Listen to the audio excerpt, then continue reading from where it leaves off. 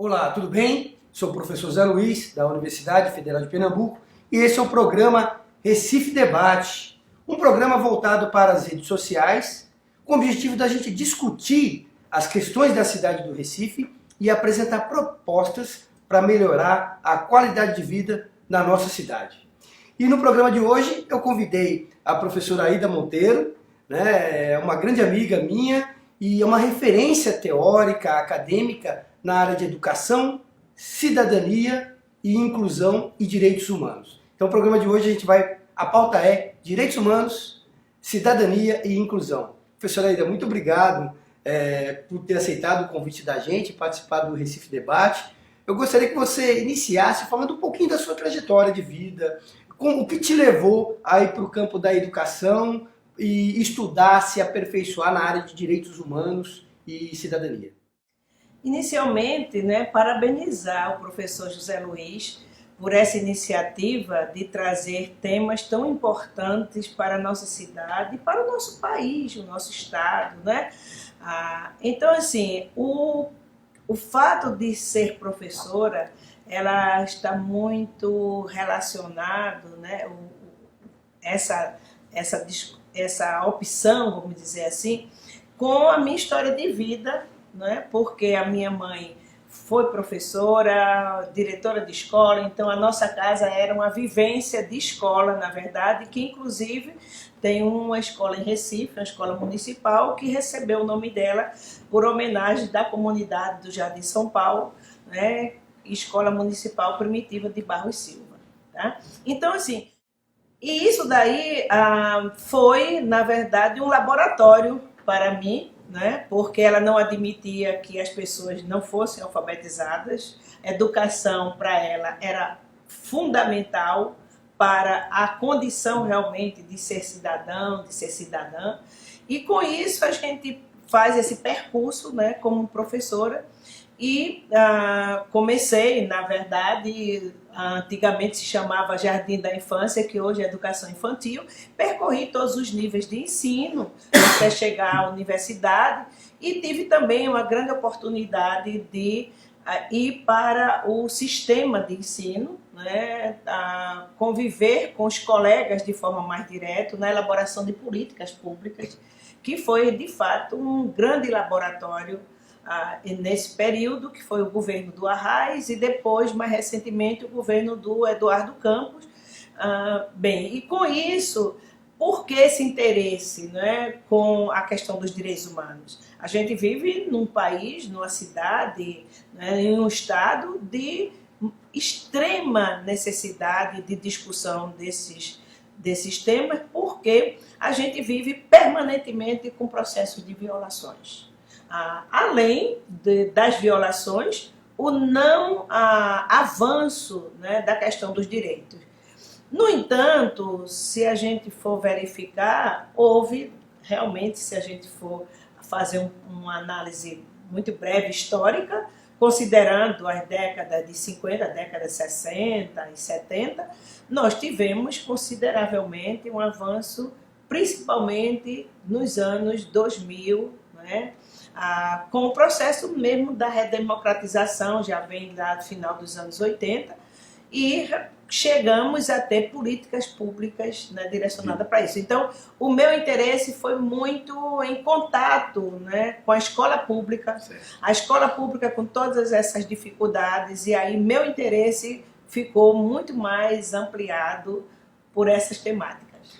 Ótimo. Eu gostaria que você falasse do momento atual que nós estamos vivendo no país. Concordo, acho que houve avanço no campo de direitos humanos, mas ainda temos muito a avançar. No momento atual, sim, com muitas polêmicas, com um governo federal que ataca jornalistas, sim. A gente tem acompanhado isso. Como você vê o momento atual no Brasil, a pauta de direitos humanos? Pensar no momento atual, a gente não pode deixar de lado a nossa própria história. Nós temos uma história de uma cultura escravocrata, uma cultura em que as pessoas não eram vistas como seres humanos, como sujeitos de direito, E com isso nós fomos introjetando. As nossas subjetividades são muito subjetividades de preconceitos, de discriminação, né, do não reconhecimento do outro como sujeito igual a mim na questão do acesso e da exclusão e não da inclusão. Inclusão, quando a gente fala aqui, inclusão no seu sentido mais amplo, não somente pessoas com deficiência, mas inclusão social, inclusão econômica, inclusão da diversidade cultural que nós temos, né, no nosso país, uma diversidade enorme, então, que não é isso considerado. Então, nós fomos construindo e reconstruindo, porque a própria história é isso, né? São fluxos que avançam e retrocedem. Nós não temos história de concretização de uma democracia mais sólida. Estamos aprendendo a fazer essa democracia. Começamos a ter alguns sinais, né, de avanços desse processo da redemocratização com o final dos anos 80, né, de um período que vem muito forte de uma ditadura civil e militar e que nós chegamos, né, a algumas conquistas. E essas conquistas incomodam muito uma sociedade que é muito elitista. Uma sociedade que não reconhece que os outros têm direitos Sim. iguais, e com isso vem justamente esse retrocesso. E o momento atual é um momento de extrema preocupação, porque é um chamamento de parte da sociedade brasileira para aquilo que a gente viveu na década de 60, 70, né? Principalmente 60 e 70, que foi a ditadura civil e militar. Né? Então, e com um componente muito forte, que é um componente do ódio, né? Do fascismo, de que você tem que ser eliminado. Eliminar quem pensa diferente, né? Uma coisa isso, muito ruim, né? Isso mesmo. Para a democracia, um perigo para a democracia. Um perigo enorme para a democracia. Nós estamos com a nossa democracia realmente na UTI e é preciso que as pessoas que vivenciaram a ditadura e aquelas também que não vivenciaram, mas que estudaram, que precisam estudar, porque também na nossa formação a gente tem um déficit grande, né, desses conhecimentos, desses instrumentos de análise, de informação. Então, para que a gente, de fato, não volte a ter esse período, um governo que se coloca, né, de tal maneira que uma política econômica que não é somente de retirada de direitos. Não basta retirar direitos. Nós temos que eliminar o sujeito do processo. Né? Então, é uma sociedade que ela é extremamente excludente. É uma sociedade para poucos. E quem são esses poucos? São pessoas que detêm o capital.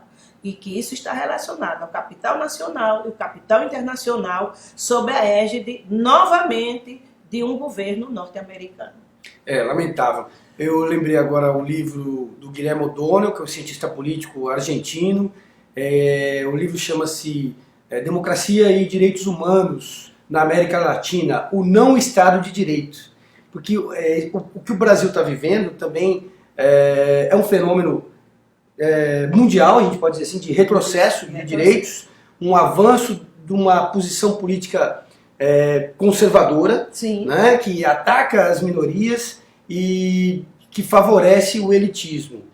E aqui no Brasil a gente vê um movimento muito parecido, com pautas comportamentais, Sim. se colocando como mais importante do que a própria democracia. Exato. Eu queria que você falasse um pouco também, professora Aida, sobre democracia e inclusão. Sim. Porque a inclusão, o respeito às diferenças, né, a liberdade de opinião, de expressões, ela é um pressuposto importante para a nossa democracia, não é isso? Exatamente. E para fortalecer a pauta de direitos humanos. Com certeza. Ela é condição para que a gente possa viver uma democracia que seja inclusiva no sentido de que as pessoas possam ter pertencimento. E isso não se faz sem políticas públicas. O processo realmente de avanço que nós tivemos, principalmente na década de 2000, nas décadas de 2000 e diante, foram justamente os avanços porque nós conseguimos, através dos movimentos sociais, fazer com que as políticas públicas tivessem essa perspectiva de incluir. De incluir quem? Incluir aquelas camadas, né, da nossa sociedade que sempre foram invisibilizadas. Elas não eram realmente consideradas sujeitos de direitos. E muitas vezes até as pessoas se colocavam de uma forma muito mais forte, até parecia como se fosse de uma maneira agressiva, mas não era. Era porque, de fato, eram pessoas que precisavam, né, aparecer e precisavam dizer, olha, eu sou gente e como gente eu preciso ter dignidade.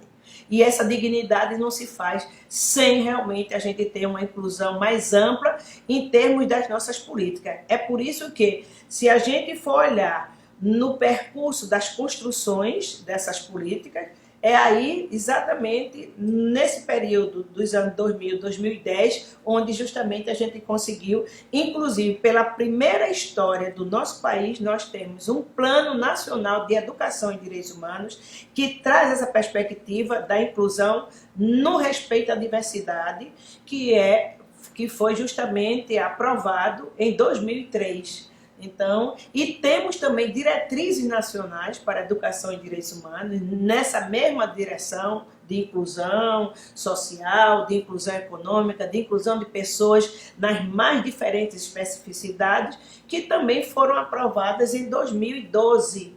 E isso precisa ser realmente mais conhecido para que a gente se torne ela materializada, né?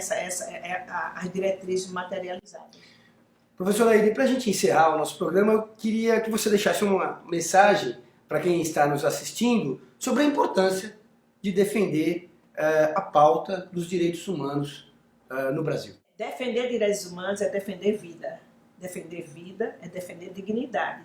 E para isso nós temos um compromisso muito forte da condição nossa de cidadãos e cidadãs, exatamente, inclusive em um ano que nós temos de eleições municipais, eleições para vereadores, que são os nossos representantes legítimos, que isso está na nossa Constituição e que por isso mesmo o nosso papel é fazer a avaliação de quais são as propostas que estão aí, quais são os projetos e, de fato, quem são esses representantes que podem ajudar ao avanço e também o fortalecimento da democracia. Democracia é exatamente garantir direitos, e direitos para todos, que significa vida e dignidade. Então é isso, pessoal. Eu agradeço muito minha amiga, professora Aida, por aceitar vir ao Recife Debate. E você que acompanhou o programa até o final, compartilhe nas redes sociais, siga a gente no Instagram, @Professor Zé Luiz, na página no Facebook, que chama Professor Zé Luiz também, e dê a sua opinião para o próximo programa, para os programas futuros.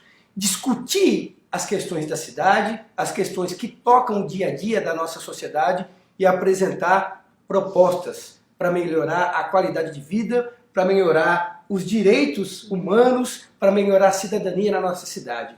Esse também é um dos objetivos do Recife Debate. E o nosso lema é Educação é Inclusão e Cidadania. Um abraço e até o próximo programa.